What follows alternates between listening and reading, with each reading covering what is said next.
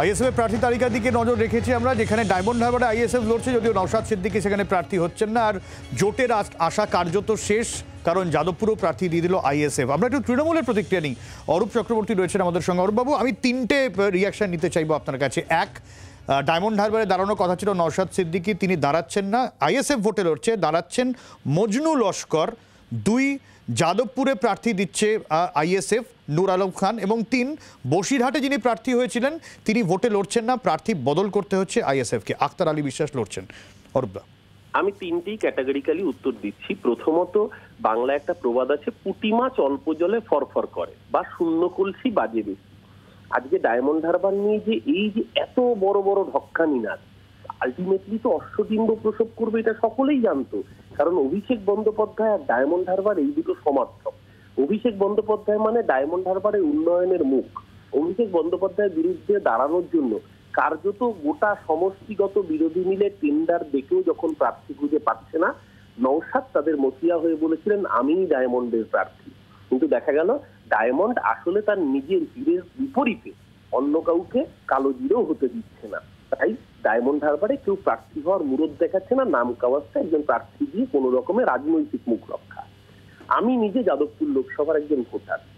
আমি বামপন্থী বন্ধুদের কাছে জানতে চাইবো যে বামপন্থীরা কদিন আগে সৃজন নিশ্চিতভাবে বাচ্চা ছেলে ছাত্র আন্দোলন করে উঠে এসছে, ব্যক্তি সৃজনের বিরুদ্ধে আমার কোনো বক্তব্য নেই, কিন্তু সৃজন যে রাজনীতিকে রিপ্রেজেন্ট করছে, 2021-এর বিধানসভা ভোটে যারা জোট করে লড়ল, আজকে বামফ্রন্টের যখন সৃজন ভোট চাইতে যাবে, তারা কার হয়ে ভোট চাইবে? জোট শরিক আইএসএফ এর হয়ে না সিপিএম এর হয়ে? এই যে বিচারিতা সর্বস্তরে, আজকে যাদবপুরের ভোটাররা পরিষ্কার বুঝতে পারছে যে 21-এর জোটটা শুধুমাত্র নিজেদের ধান্দাবাজি এবং বকেরা গোছানোর জন্য জোটটা হয়েছিল, যাতে তৃণমূলের ভোটটা কেটে বিজেপিকে সুবিধে করে দেওয়া যায়।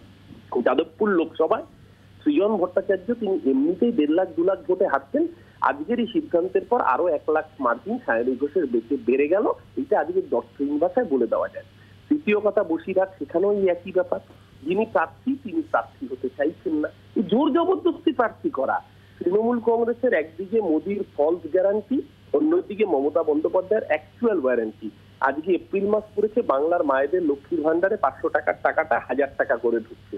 মমতা বন্দ্যোপাধ্যায় যে প্রতিশ্রুতি দেন সেই প্রতিশ্রুতি রাখেন, এবং আগামী দিন ডিসেম্বরের মধ্যে যদি ওরা আবাসের টাকা না ছাড়ে, এপ্রিলের মধ্যে, ডিসেম্বরের মধ্যে বাংলার বাড়ির টাকা মমতা ব্যানার্জি নিজে তার রাজ্য সরকার থেকে দেবেন ঘোষণা করেছেন। যেভাবে কর্মসাথী প্রকল্পে বাংলার যে গরিব শ্রমিকরা রয়েছে মনরেগার টাকা পায়নি, তাদের টাকার ব্যবস্থা করেছেন।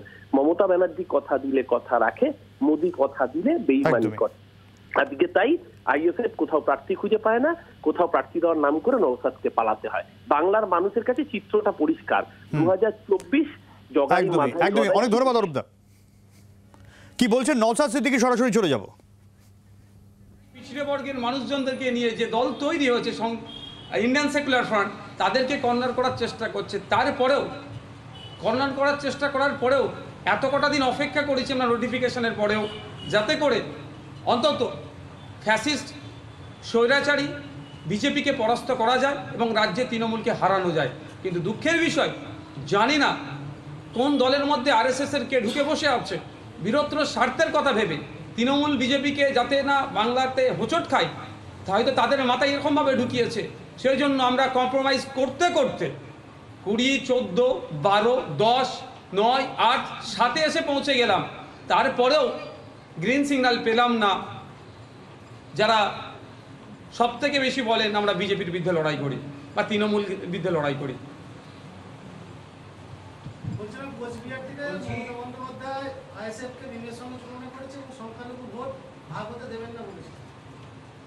যার কথা বলছেন তিনি সব সময় চাইছেন সিএএ কি করে বাংলায় হবে, তিনি সব সময় চাইছেন বিজেপির রমরমা কিভাবে বাংলায় বাড়বে।